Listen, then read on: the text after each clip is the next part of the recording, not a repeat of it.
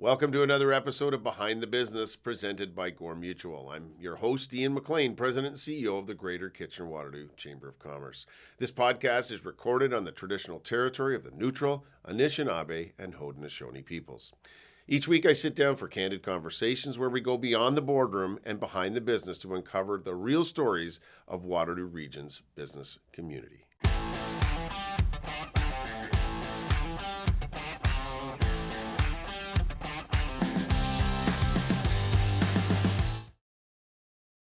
Our guest today is Vanessa Simon, the founder of Vanessa's Cuisine. Vanessa made a bold leap from a career in nursing to entrepreneurship, turning her passion for Caribbean flavors into a thriving local food brand that's now on store shelves across Waterloo Region. Along the way, she's built strong community connections, earned a community-voted Small Business Award, and used her platform to inspire women and young entrepreneurs to chase their dreams. In this episode, we'll hear Vanessa's story, learn about the challenges and triumphs of growing a food business, and explore the ways she's making an impact in our community. So join me as we go behind the business with Vanessa Simon. Well, let's start with with your story. Share. I thought it was interesting at the awards gala, your journey from nursing to entrepreneurship and how that unfolded.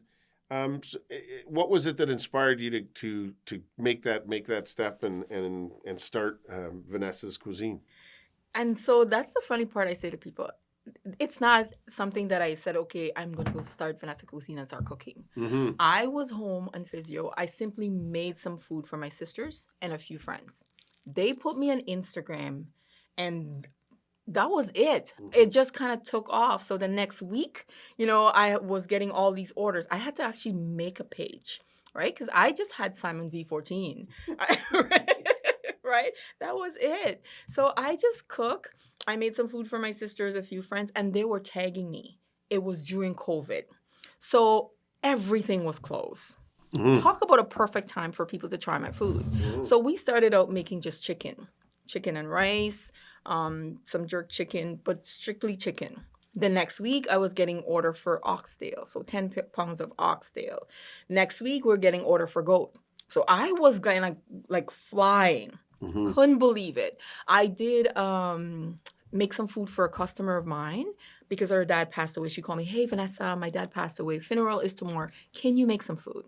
Right? Of course. Mm-hmm. She sent me the menu, letting me know what it is that she would like to make. I made the food. The next day, Rob from Urban Good Funeral Home is reaching out to me. Hey, Vanessa, my name is Rob. I had your food yesterday, and he's going on and on. I was like, would you like to partner with us? What?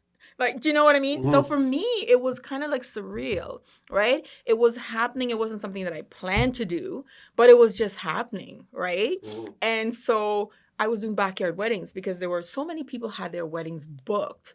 And the homes were because of right? COVID, yeah. Because of COVID. So I was doing some backyard weddings. I was doing some weddings in hall with a smaller group. Mm-hmm. And so then I was doing at the time graduation. Mm-hmm. Because people, the kids were graduating. Everything was all happening. And that's how Vanessa Cuisine. So I had to come up with a name. So what you built's pretty impressive, or Yeah. very impressive.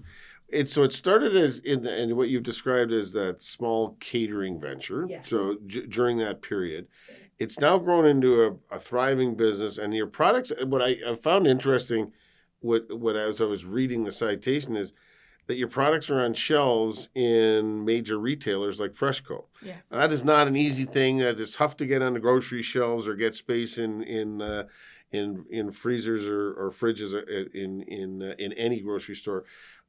What did the growth journey look like behind the scenes? So, you're in Freshco, and then everyone assumes, oh, well, it's, there must have been all kinds of steps about how do you scale it up?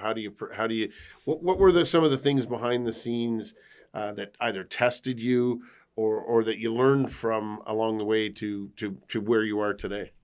And so this is what I would say. And coming back to nursing. Nursing is who I am.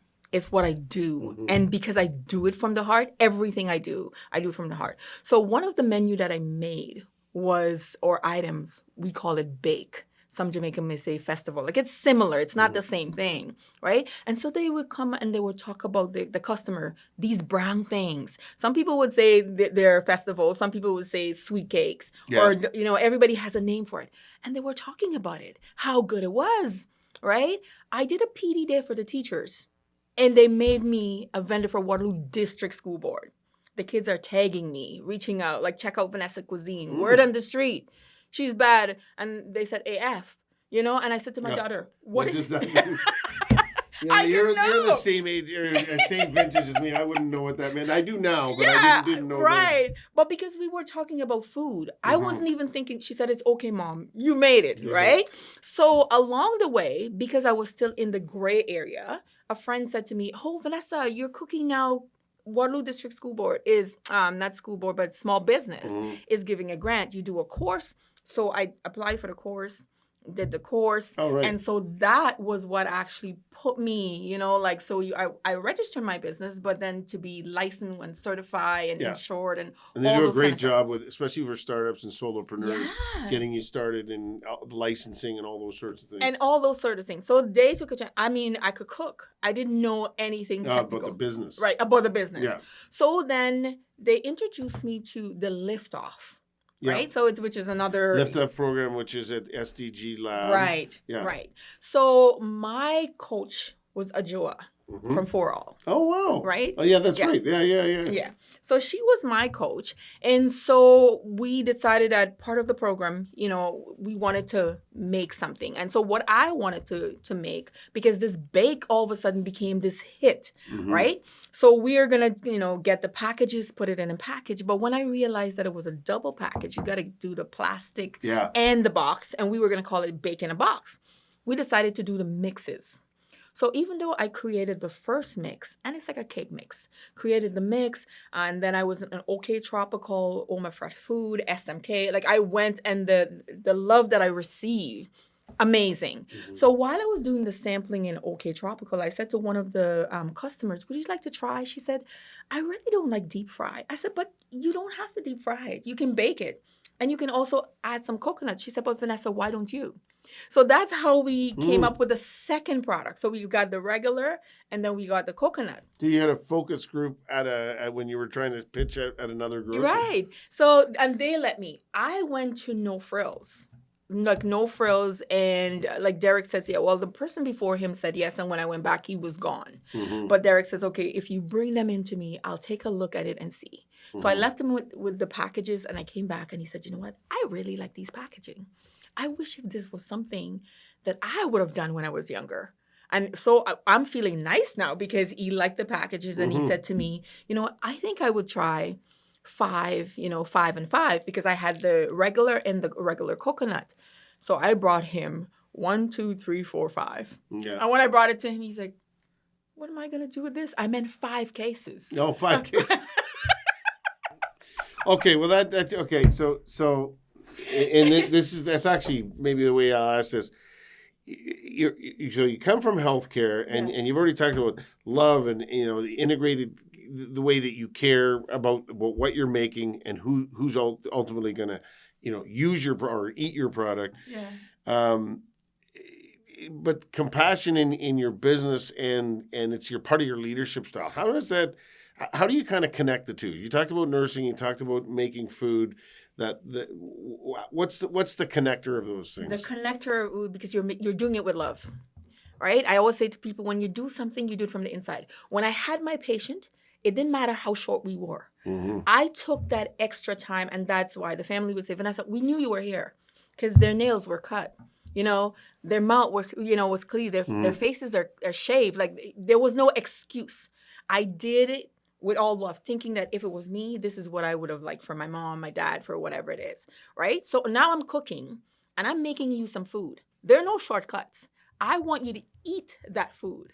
I want you to get joy from that food. I want you to enjoy that food, right? So anything that I do it with all of me. And they said that I'm extra, right? That's how I'm known. Always above and beyond. But that's how I like to do things. And the same way into my cooking.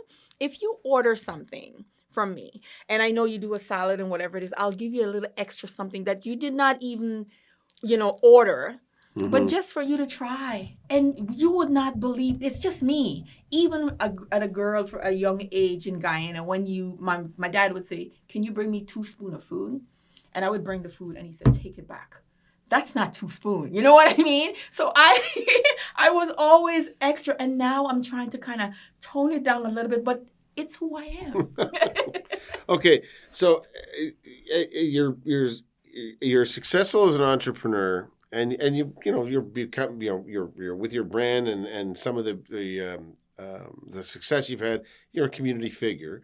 How do you use your business and your personal story to empower women and youth? I mean, it is a success story, and you're, it's the journey was not a straight line, and it's not one that you say like, No.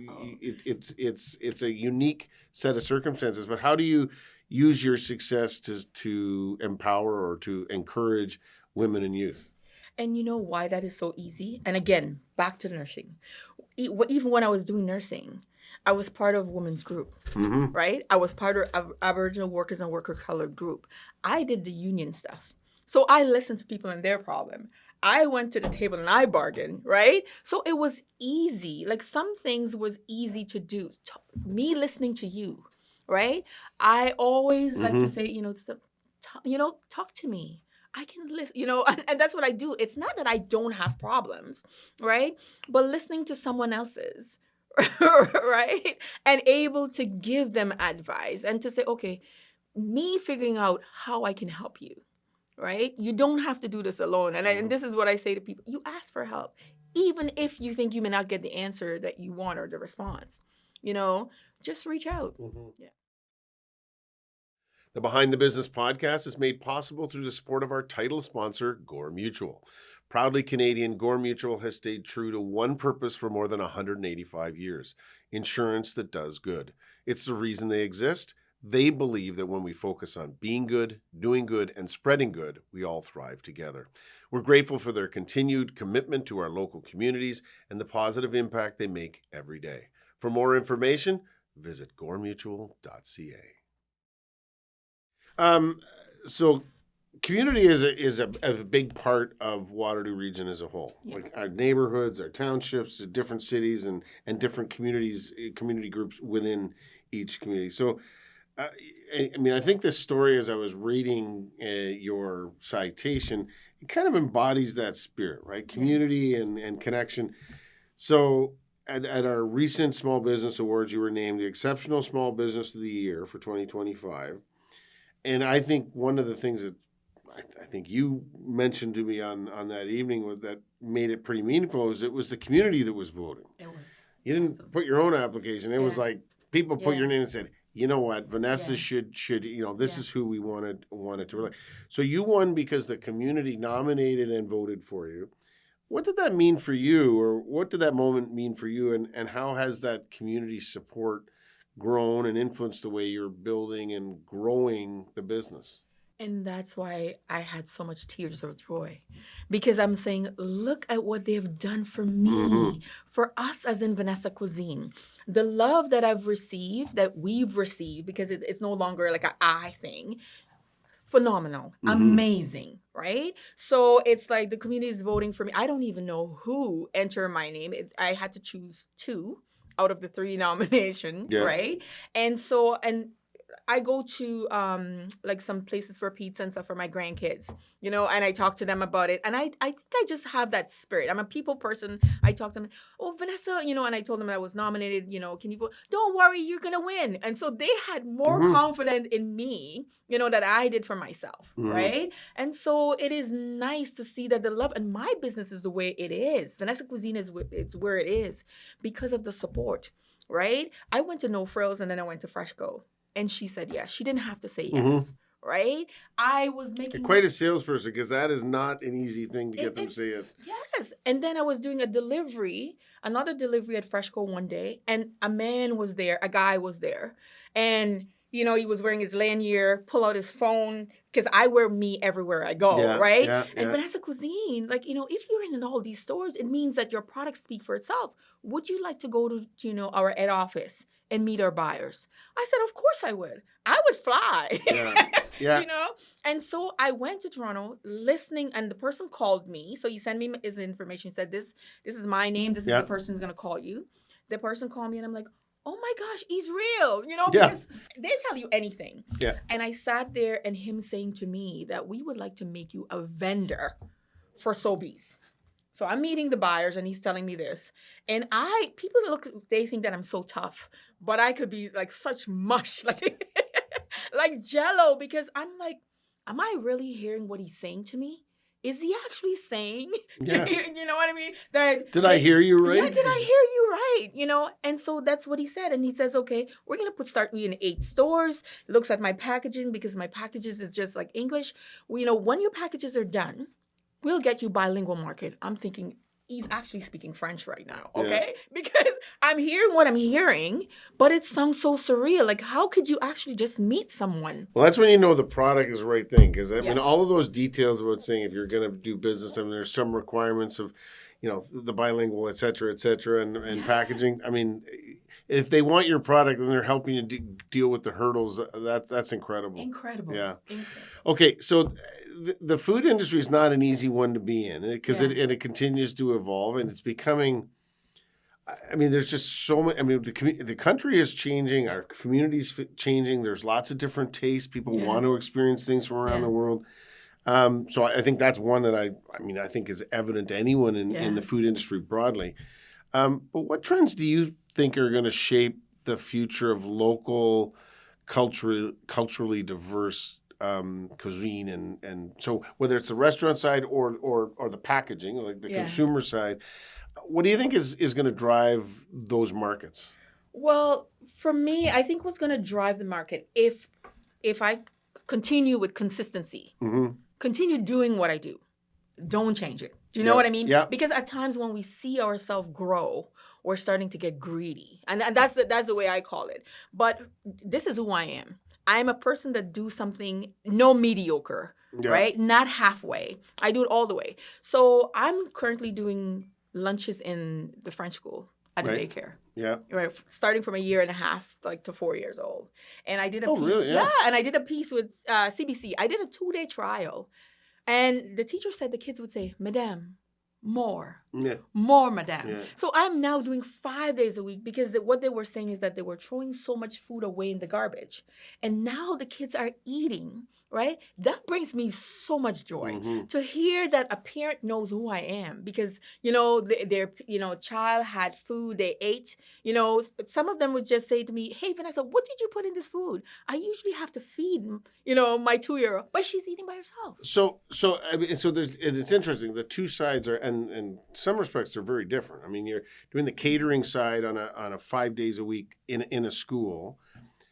The package side is, you talked about you don't do anything half, and you're extra, but your quality is important to you. Yes.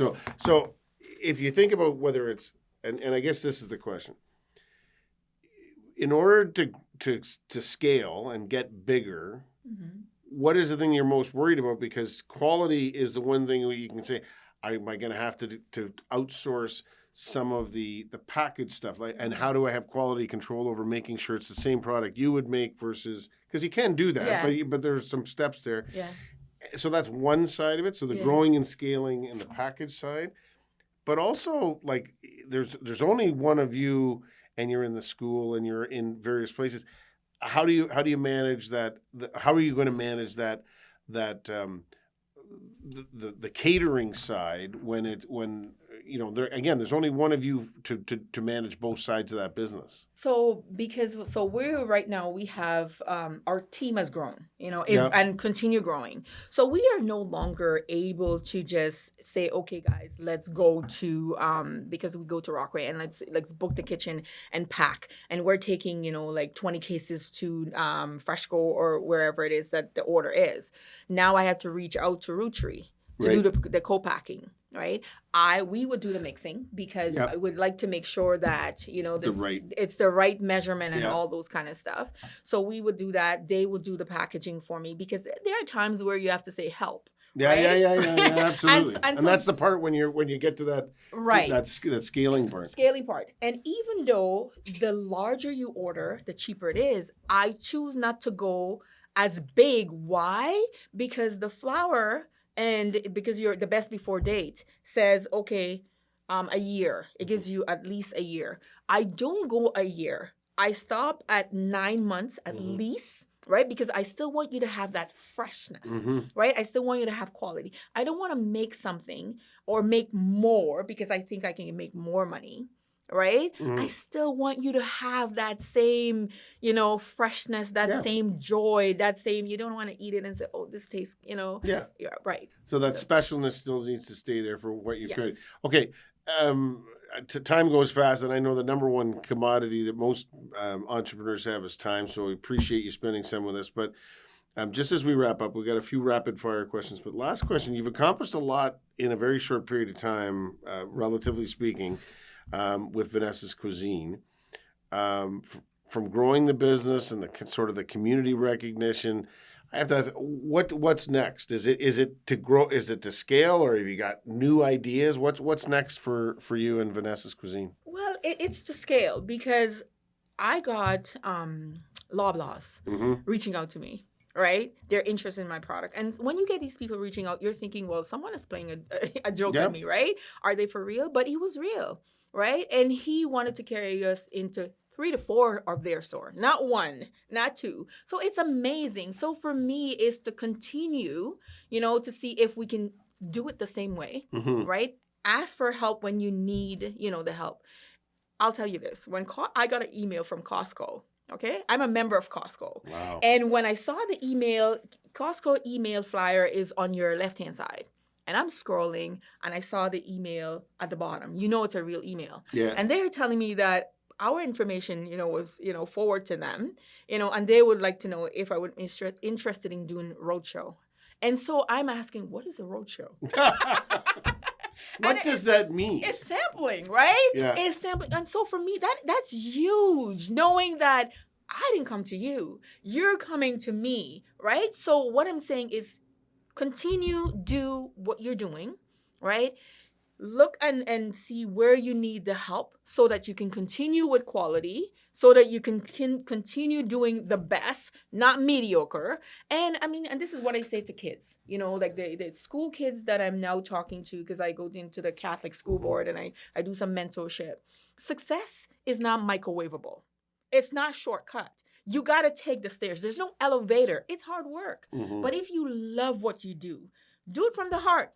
You know what I mean? Well, I tell you, the hardest thing in most cases for business is buzz comes from product or comes from the thing you're doing. So you've got a buzz if you're getting Costco. Now that's a whole different kettle of fish. I say, my goodness gracious! I mean, just the thought of shopping at Costco and going, how would you possibly that? But that's a good problem to have. And doing the taste test and say, hey, is this something? Because if they're interested in saying, hey, we'd like you to do it, then you'll need to tap into your network of saying, how do I do, tens of thousands, not hundreds. Well, you know what actually, not kind of scare me, because what they're saying is that, so they were breaking it down to me, the expectations. So they would like to have at least 1,000 to 1,500 pieces a day. And I'm sitting there and I'm thinking the same thing. Wow. Get the buzz going, and you'll figure out a way through the practical. Listen, just as we asked the same series of questions, because this, I think I've said off the top or many times, this is about your story and it's about entrepreneurs, but it's also about leadership. And so I always ask the same series of questions to folks because it's always interesting to see how people answer them. So if you could go back and tell your younger self something, what would it be? Believe in yourself. Believe in yourself. Yeah, and it's that's a pretty important one. Even when no one else does, that's an important one. Who or what inspires you most in your journey, in your day-to-day? My grandkids. My granddaughter is 9 and she wants her first job to be Vanessa's Cuisine. Oh, that's awesome. Yes, amazing. My daughters don't want to work with me, but it's nice that your granddaughter does. If you weren't so you've nursing and you're doing what you're doing, but if you took yourself out and said you weren't doing either one of those things, what would you do if those weren't your fields you've been in? I would do some leadership, some counseling, some women's groups, some, what I like, kind of interact, and I love people. And so that's where you will find me. I'm a people person. People person. That's good. Are you reading a book or are you listening to a podcast? What keeps your attention when you're not thinking about Vanessa's Cuisine? Well, coming from the liftoff, they gave me a book and it's called The Obstacle is the Way. I love it. Amazing. But the podcast that I'm currently listening to is Not Done Yet. Amazing. And it's who does that? Is it business oriented? What is it? My son, Quincy Simon. Oh, really? Wow. Well, you don't have to go far afield, and he can tell you when the podcast is coming out. Yes, because I did a sitting with him because he's saying out there the community is saying, why don't you do a podcast with your mom? Mm-hmm. And so we finally sat down and do one. So it was nice. And when he asked me that question, when do you think or at that time you will feel that you're not done yet? Mm-hmm. I like it. That's great. Everyone's got their personal go-tos. What's your favorite local business here in Waterloo Region or in your community? I would say OK Tropical. I don't have because those are the places that I shop. OK Tropical, Oma Fresh Food, those are places. Yeah, that's great. And just as we wrap up, where's the best place for someone to connect with you? So if they want to get in touch with you or learn more about you, your work, Vanessa's Cuisine, where do they find you? Vanessa's Cuisine _KW or vanessascuisine.com. Okay. So that's we'll look forward to and they can order food there, I assume. And they can order food, yes. So it'll tell them that they have to put it in their order at such time because it's not a restaurant. Yeah, it's not a restaurant. Mm-hmm. But you can place for events or programs or yes. whatever. Yeah. So that's great. Listen, as I said, thank you. Sounds like you got a lot on your plate and lots to consider. So thank you for spending some of your precious time with us today. Really appreciate it. Thank you. It's my pleasure. Thank you for having me. I don't take these things lightly. I talk about it for so long once they reached out to say, well, would you like to do a podcast? And that's why they said, Vanessa, you're so extra. Yeah.